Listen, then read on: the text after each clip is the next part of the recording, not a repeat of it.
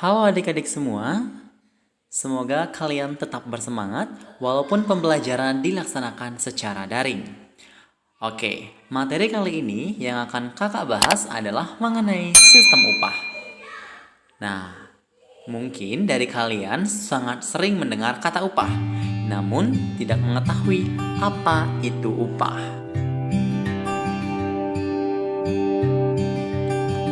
Menurut Undang-Undang Nomor 13 Tahun 2003 tentang Ketenagakerjaan menyatakan bahwa upah adalah suatu bentuk imbalan yang diterima dan dinyatakan dalam bentuk uang sebagai imbalan dari perusahaan atau pemberi kerja kepada pekerja yang ditetapkan dan dibayarkan menurut suatu perjanjian kerja. Dalam pemberian upah tentu ada beberapa fungsi, yaitu fungsi sosial, mampu menjamin kehidupan yang layak bagi pekerja dan keluarganya. Fungsi yang kedua yaitu memuat pemberian intensif atau secara terus-menerus yang mampu mendorong peningkatan produktivitas kerja. Artinya, upah yang diberikan harus mampu memotivasi si tenaga kerja agar mampu melakukan peningkatan produktivitas kerja. Dan yang terakhir adalah mencerminkan pemberian imbalan terhadap hasil kerja seseorang. Artinya, upah yang harus diberikan harus sebanding dengan hasil kerja yang dilakukan oleh seseorang. Adapun faktor yang mempengaruhi sistem pembayaran upah antara lain permintaan dan penawaran tenaga kerja.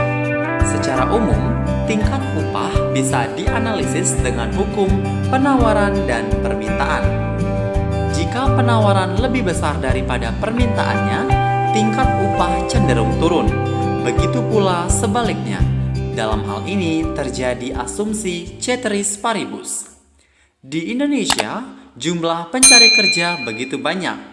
Dalam hal ini, bisa kita katakan bahwa pencari kerja adalah orang yang menawarkan jasa untuk bekerja, sedangkan pemberi kerja adalah pihak yang meminta jasa dari pencari kerja. Karena penawaran tenaga kerja begitu besar, sedangkan permintaan jauh lebih rendah dibandingkan penawarannya, tingkat upah pun menjadi turun. Para pencari kerja rela menerima upah lebih kecil asalkan mereka dapat bekerja. Sebaliknya, jika permintaan akan pencari kerja lebih besar dari penawaran tenaga kerja, maka tingkat upah cenderung tinggi. Kondisi seperti ini banyak terjadi di negara-negara maju dengan jumlah penduduk yang rendah. Selanjutnya yaitu kesepakatan pemberi kerja dan penerima kerja. Permintaan dan penawaran tenaga kerja bertemu pada saat wawancara seleksi kerja. Dalam wawancara ini, pemberi kerja dan pencari kerja lazimnya melakukan tawar-menawar tentang jam kerja dan upahnya. Pada umumnya, pekerja di Indonesia memiliki posisi tawar yang rendah dalam kesepakatan tentang upah dan jam kerja yang terkait dengan sangat melimpahnya penawaran kerja. Bahkan ada di antara mereka yang bersedia menerima upah di bawah upah minimum profit. Selanjutnya yang ketiga adalah upah minimum. Dengan adanya peraturan pemerintah nomor 25 tahun 2000 tentang kewenangan pemerintah dan kewenangan provinsi sebagai daerah otonom, pemberlakuan upah minimum regional atau UMR berubah menjadi upah minimum provinsi atau UMP atau upah minimum kabupaten atau kota.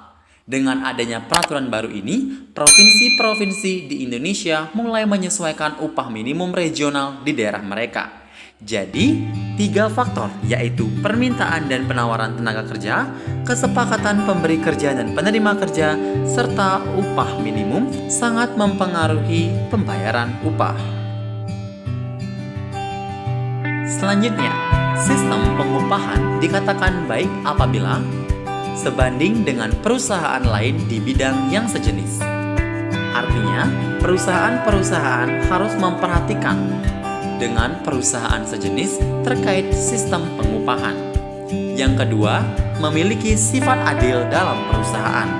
Artinya dalam hal ini adalah dalam pemberian upah, si pemberi kerja harus bersikap adil dan sesuai dengan pekerjaan yang dilakukan oleh pencari kerja. Dan yang ketiga adalah mampu memuaskan kebutuhan dasar pekerja. Dan dalam hal ini, upah yang diberikan harus mampu mencukupi seluruh kebutuhan dari pekerja.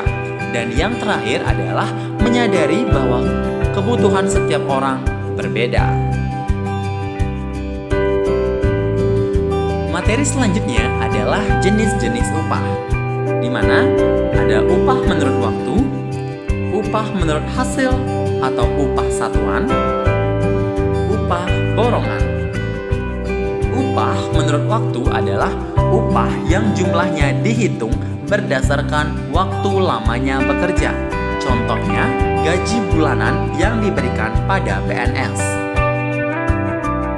Upah menurut hasil atau upah satuan adalah cara pembayaran upah berdasarkan jumlah hasil produksi yang dilakukan oleh pekerja dalam waktu tertentu. Misalnya, Andi bekerja pada perusahaan teh.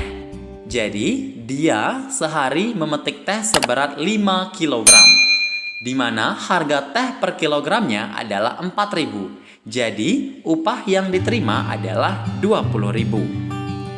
Selanjutnya adalah upah borongan. Sistem pembayaran upah yang dilakukan dengan kesepakatan antara pekerjaan dan pekerja.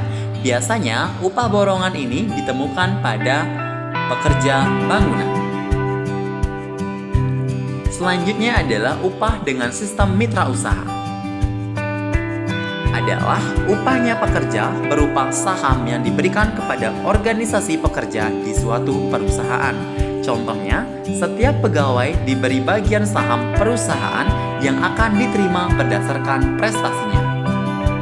Dan yang terakhir adalah upah dengan sistem bonus.